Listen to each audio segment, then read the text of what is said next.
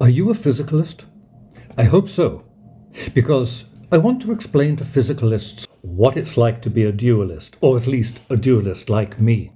Then I'm going to describe how I think physicalists experience reality, and after that I'll compare the two and see what difference it can make. So here goes. We dualists experience arriving our decisions before we experience ourselves carrying out the actions. Those actions correspond convincingly to what our decisions specified. So we experience our actions resulting from decisions we arrive at within our consciousness. They appear to be caused by our decisions. And we experience these conscious experiences of arriving at decisions as coming associated with no mass, no location, no physical processes, no laws of conservation, and so on. For us, this conscious self is nothing like physical matter. It's mind. So our primary reality is conscious access to a mind in which thinking can by steps arrive at decisions, then corresponding actions following. This mind is real to us. We experience events, strings of steps happening in it, but it's entirely different from physical matter. Since we experience our conscious decisions resulting in actions, causing them, we experience mind being able to interact with matter, to change it, to tell our bodies what to do. So we experience mind being as real as matter. The primary mystery for us dualists is the nature of mind and its powers.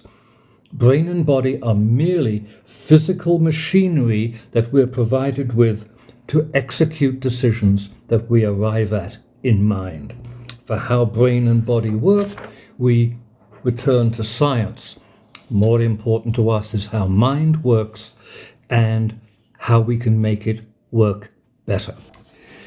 How is that different from the experience of physicalists? How dualists and physicalists differ occurred to me while I was researching varieties of mind here on YouTube. For example, people with aphantasia have no mind's eye. They cannot bring images to mind or form images of something described in words that other people can visualize and find terrifying if it's scary. Aphantasia seem to store visual images as something like a spreadsheet from which they can recall details of the image. Around 2 to 5% of people report having aphantasia. Some people experience no inner monologue.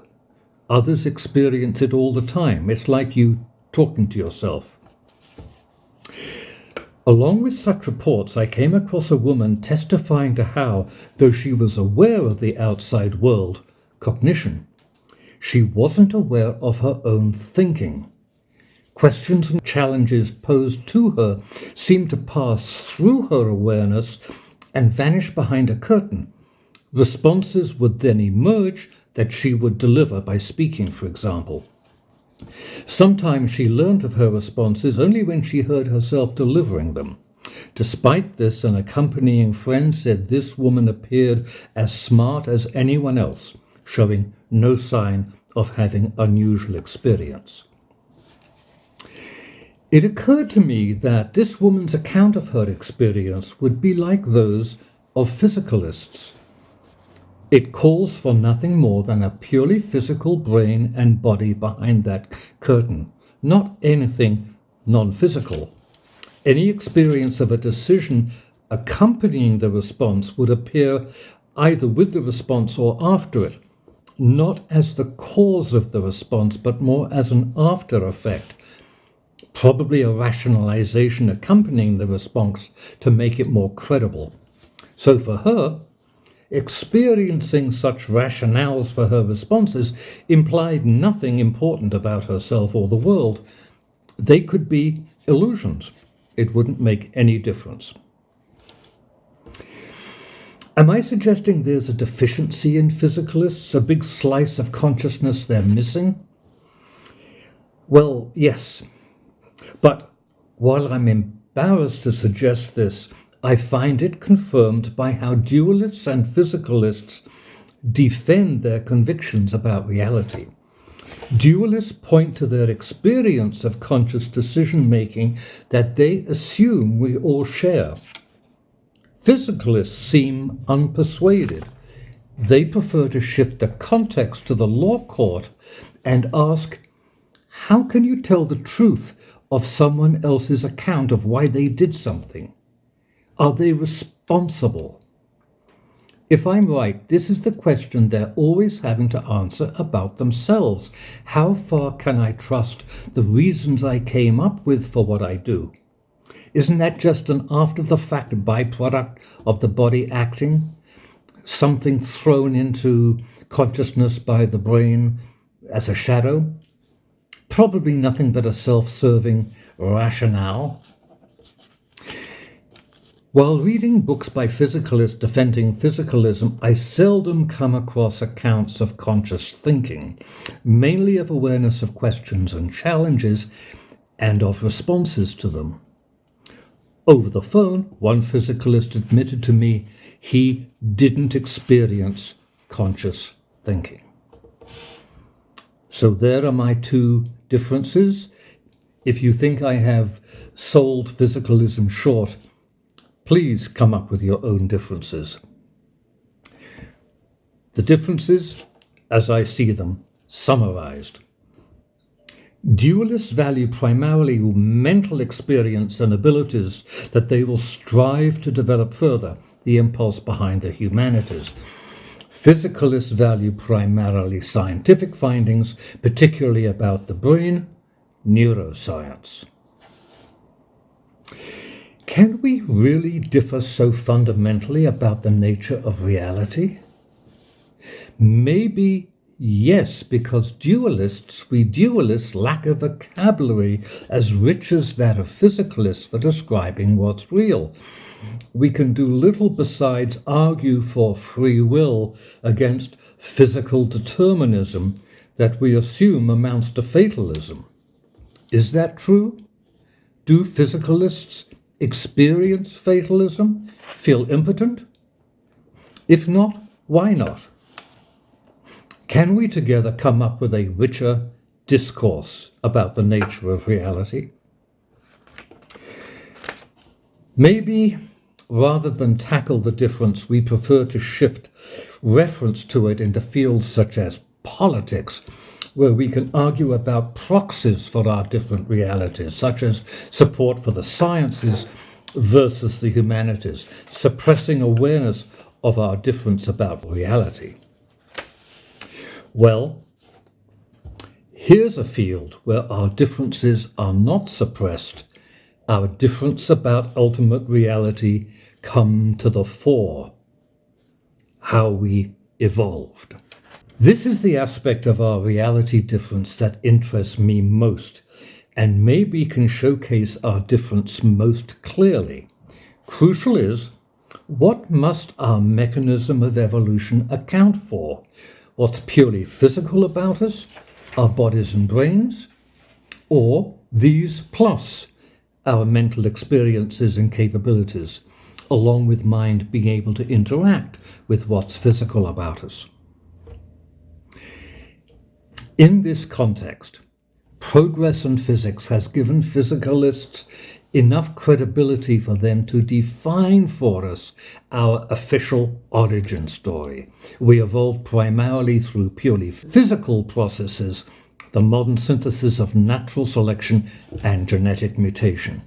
For physicalists, this story has potential to account for everything we know about ourselves and the world around us. Attempts to introduce mind into our origin story, physicalists dismiss as vitalism or as a cover for creationism. Dualists may insist our origin story account for us having access to mind, but they're challenged by what mechanism? If we can't learn through science how mind works, where can we look for how it evolved? Not being able to meet this challenge may account for why dualists haven't been able to come up with a mechanism convincing enough even to satisfy each other, let alone those in the science community. I will make a dualist case for our origin involving mind.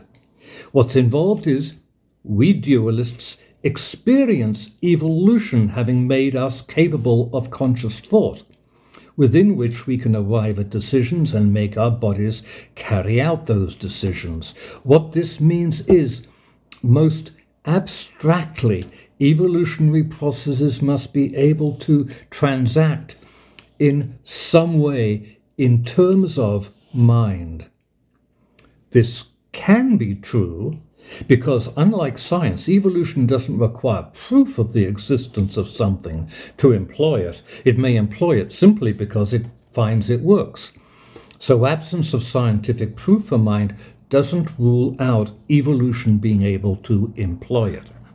Evolution is like a different discovery process. My mechanism is, I admit, implausible, but it's not irrational. I think trying to decide between physicalism and dualism by whether neo-Darwinism or my mechanism better accounts for evolution would be fruitless. We don't have the concepts we need to prove either one is valid. In brief, my mechanism is genomes have minds. They first evolved to become intelligent, conscious, and creative, being then able to embed some portion of those capabilities into their creatures, in us as our minds. Supporting logic, genomes never die. They live on from generation to generation. They've had 3.5 billion years to evolve. They become longer as living creatures become more complex. They consist only of molecules, but so do our brains, and we dualists experience ourselves having minds, being conscious. So genomes may too. I describe this more fully in this channel in the playlist titled Children of the Genome, and in print and Kindle available at Amazon. Ridiculous? Bear this in mind. If mind can exist in humans, and humans are not exceptional, then our universe is such that mind can exist in it. If in us, then possibly elsewhere too. If elsewhere, we're more likely than in the processes by which we, with minds, came into existence. That would be the first place to look. If there, how would we look for it? How we currently study evolution won't help. We study only evolution's products, living creatures. How we might study processes by which genomes evolved minds, I imagine in a story in this playlist, also titled Children of the Genome. This highlights our difference, what we experience as being real. For dualists, mind is real, proved by us having evolved. Mind must be able to evolve. It must be a part of the physical world outside us. Physicalists, not needing to account for mind evolving, limit reality to only what's physical. This is a profound difference, as large as I can conceive of. It may have little impact today, but if evolutionary studies move in the dualist direction I've suggested, it could lead to an enormous divide in ontology and philosophy generally, and then science. Then our difference will become paramount. As for me, I have no agenda besides being a dualist. I am not religious. I am entirely secular. But I may differ from physicalists in what's supernatural. For physicalists, mind may appear supernatural, while for dualists like me, it's everyday, down-to-earth reality as much as anything physical. Your response to this article as a comment below I'll particularly welcome. My concern for this issue, how we evolved, is why I started this channel. Am I tilting at windmills?